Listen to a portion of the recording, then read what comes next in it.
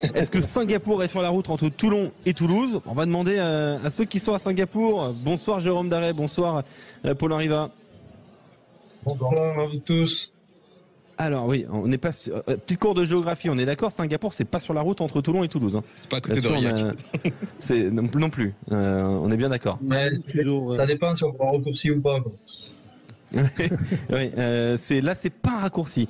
Mais l'équipe de France justement a choisi une voie presque royale jusqu'au quart de finale Quentin Cabanis, puisque la phase de poule a été très très bien gérée pour l'équipe de France A7 dans cette étape de Singapour. 26, s'il y a un nombre à retenir, c'est celui-là, parce que dans ces 3 matchs, l'équipe de France a inscrit 26 points. Il y a eu un succès contre le Kenya, 26-19. Ensuite, succès contre l'Uruguay, 26-12. Et puis, match nul face aux Américains, 26 partout. Alors, c'est une bonne phase de poule, Jérôme Darret. Est-ce qu'il y a des vrais motifs de satisfaction? Non, mais bien sûr, on a fait ce qu'il fallait. On se qualifie pour les quarts de finale. Voilà, on a réussi à poser quand même quelques arguments sur la table. On a du contenu, on a pas mal de critères de satisfaction, et notamment dans certains enclenchements que nous sommes en train de travailler, que nous sommes en train de faire évoluer. Maintenant, on a une bonne marge de progression. On a pris 17 pénalités contre 5. Voilà. Donc ça, c'est un petit sujet qu'on a évoqué ensemble avec les joueurs et qu'on doit régler pour demain. Oui, Paulin, joueur de l'équipe de France de rugby à 7, Paulin Riva est avec nous aussi. À Singapour, on salue Julien Candelon qui est dans la chambre de l'hôtel aussi pour mettre tout ça en place. Paulin, c'est vrai que ce chiffre 26 là qui est dit par Quentin Cabanis, 26-19 face au Kenya, 26-12 face à l'Uruguay, 26-26 face aux États-Unis, 26 c'est quand même un beau score. Hein. Ça veut dire qu'offensivement, il y a de la satisfaction. Oui, on a marqué pas mal d'essais, on a des atouts, on a beaucoup d'atouts sur le terrain, donc forcément on est une équipe qui veut marquer très rapidement et on y arrive souvent, donc offensivement c'est bien. Maintenant voilà, il faut régler tout le reste pour faire des matchs pleins dans tous les secteurs. Alors en quart de finale, c'est pas l'équipe la plus facile à affronter, Jérôme. Les Fidji, quart de finale donc pour cette rencontre. À l'heure française, ce sera à 7h02 dimanche, donc demain matin, 7h02. Donc ça, c'est pas trop tôt pour un dimanche, c'est pas évident. Mais bon, France-Fidji, ça sera quand même un très gros morceau pour l'équipe de France. Oui, c'est sûr. Il va falloir qu'on gagne vraiment la guerre du changement de rythme. Voilà, si on maîtrise ça, si on engage fort en défense, en ayant des chasses de l'intérieur, en étant vraiment dans le travail collectif, couper les connexions de passe, et puis à l'inverse, leur imposer ce que nous sommes en train de construire, c'est-à-dire maîtriser encore un petit peu plus la notion d'effet miroir, et chercher vraiment les espaces libres en démarquant l'avant-dernier et le dernier, et en attaquant à certains moments aussi le couloir du milieu avec pas mal de conviction. Je pense qu'on leur créera pas mal de problèmes. On n'est pas passé loin. La dernière fois qu'on les a joués, ça s'est joué à pas grand-chose. Maintenant, voilà, on a vraiment fort à faire sur la discipline et c'est très important parce que contre eux, c'est des champions du turnover, c'est des champions de la garde des rucks aussi. Et on aura fort à faire là-dessus, on le sait. Donc, on a averti. Maintenant, on a une occasion rêvée de les mettre derrière au classement en gagnant ce match. Ouais, et les Fidji qui n'ont pas été impériaux sur ce tournoi, puisqu'ils sont inclinés contre les Samoa 28-7, par exemple, dans une de leurs 3 rencontres. Ouais, d'ailleurs, Jérôme, à ce sujet-là, c'est vrai que est-ce que les Fidji sont un peu moins bons, je mets des très grands guillemets, que ces dernières années? Ils sont dans quelle phase, selon vous? Bon, mais aujourd'hui, si vous regardez le Seven, si vous regardez, de toute façon, il n'y a pas de petite équipe. Toutes les équipes sont d'une grande performance. Le niveau est très très homogène et on voit certaines confrontations qui vont à certaines équipes plus qu'à d'autres. Voilà, et les Fidji se retrouvent parfois en difficulté, notamment quand ils sont privés de ballon et quand ils courent après le score aussi. Donc, si vous arrivez à prendre le score face à eux et à les priver de ballon, vous les mettez en grande difficulté. Donc, on sait comment les jouer, on sait ce qu'on a à faire face à ce genre d'équipe. Maintenant, c'est pas une petite équipe des Fidji, ça on le sait, on est prévenu, il y a des joueurs d'expérience, il y a de nouveaux joueurs qui arrivent avec de vrais arguments aussi. Oui, justement, c'est un match qui a une importance au regard du classement mondial, Paulin, puisque les Fidji ont 113 points, l'équipe de France 112 points. Il y a une vraie. Alors je sais pas si ça peut compter pour vous. Je sais pas si c'est un levier par exemple de motivation, même si je pense qu'elle est déjà toute trouvée. il y a quand même une place sur le podium du classement mondial qui se joue entre la France et les Fidji demain. Clairement, c'est le premier argument qui est sorti après le match. Nous, on veut rentrer dans le top 3, voire être leader du championnat. Je pense qu'on se donne les moyens sur les derniers tournois. Donc forcément, il faudra battre l'équipe des Fidji pour passer devant. Et si on les bat, on passera devant eux. Donc il n'y a plus qu'à. Johan Huget qui est avec nous, notre consultant Sud Radio Rugby, ancien joueur international de rugby à 7. Je ne me trompe pas, Johan? Non, pas du tout. Pas du tout.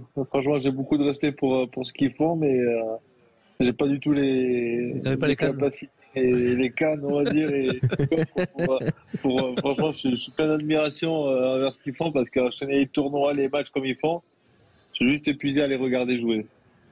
Oui, c'est vrai que cette équipe de France, je sais pas ce que tu en penses, toi, Johan, Julien, Philippe Sanguero, voilà, on est tous ensemble à l'antenne. C'est vrai que c'est une saison, Johan, de l'équipe de France qui est quand même très très très solide. Ouais, très solide. Déjà, je pense qu'ils gagnent de la confiance au fur et à mesure des tournois. Ils sont en termes de régularité, ils sont à chaque fois dans les quarts de finale. Donc, ils donnent du plaisir à les regarder jouer. Et surtout, pour moi, on sent qu'ils ont la capacité de battre tout le monde. Et pas que sur un coup d'exploit, c'est qu'aujourd'hui, ils peuvent rivaliser avec tout le monde. Et franchement, aujourd'hui, leur marge de progression, certes, elle est encore importante, comme ils le disent. Et ça, c'est l'esprit de compétition qui veut ça. Mais aujourd'hui, ils font partie des meilleures équipes du circuit, comme on peut le voir avec le classement. Mais je pense qu'ils sont surtout animés de cette médaille qui leur attend, je l'espère, en 2024. Oui, on espère. Oui, Julien. C'est Julien Thomas. Je voulais savoir si, sur les tournois sur le circuit, s'il y avait des tournois cochés comme quoi c'est là où on va faire la prépa pour aller gagner là-bas, ou essayer de gagner, enfin de se qualifier, ou chaque tournoi, on fait le max. Dans des préparations physiques, parce que c'est les Formule 1 au niveau du rugby à 7, c'est pas comme le 15, c'est réglé au millimètre, le carbu il est réglé millimètre, mais c'est donc savoir si vraiment il y a des tournois où vous avez coché, ou d'autres, ou tous les tournois. Jérôme? Non, en fait, nous aujourd'hui, l'objectif est clairement affiché, c'est Paris 2024, c'est chercher une médaille olympique là-bas. Donc on a besoin de jouer crânement notre chance sur chaque tournoi. Et en parallèle de jouer crânement notre chance, c'est aussi de développer le potentiel de l'équipe de France, c'est-à-dire nourrir un maximum de joueurs avec de l'expérience et puis de la consistance dans ce qu'on est en train de construire dans notre projet de jeu et notre projet d'équipe de toute façon. Donc tous les tournois sont cochés. Il n'y a pas un tournoi moins qu'un autre. En plus, on est sur une saison hyper difficile, puisqu'il y avait 4 descentes quand même. Il y a 4 descentes cette année. On passera à 12 l'année prochaine, il y a beaucoup de pression. Et puis il y a 4 qualifications olympiques, même si nous on est déjà qualifiés, il y a 4 qualifications olympiques. Mais si on peut bousculer la hiérarchie mondiale maintenant, en faisant en sorte qu'il y ait des équipes qui sortent des 4 premiers, des 5 premiers, qui s'affrontent sur leur région après, et qu'on élimine déjà à distance certaines équipes pour les JO, on n'en a rien à laisser au hasard. Donc tous les tournois sont cochés, on a besoin d'optimiser en permanence la performance de tous les joueurs sur chaque tournoi. Et en totale collaboration, bien évidemment, avec les clubs, puisqu'il y a pas mal de clubs qui jouent bien le jeu aujourd'hui, qui collaborent très très bien avec nous. La dernière question pour Rémi Mességuin, notre commentateur à Toulouse. Rémi. Oui, bonjour Jérôme, bonjour Paulin. On est à Ernest Vallon, est-ce que quand même le tournoi en France il a un tout petit peu plus d'importance peut-être est-ce que ça n'a pas été un déclic aussi l'an dernier avec cette magnifique 3e place à Ernest Vallon pour ce que vous avez construit cette année? Comme le disait Jérôme, nous on ne coche pas de tournoi, on joue tous les tournois pour les remporter ou pour finir sur le podium. Maintenant, forcément, quand on joue en France, et notamment à Toulouse, grosse terre de rugby, on est énormément poussé par le public et dans les moments durs, forcément, ça compte, ça nous redonne de l'énergie, un état d'esprit de combattant, donc forcément, ça nous aide. Et on est ravis à chaque fois de jouer en France devant nos supporters, puisqu'on c'est la seule occasion de pouvoir fêter tout ça.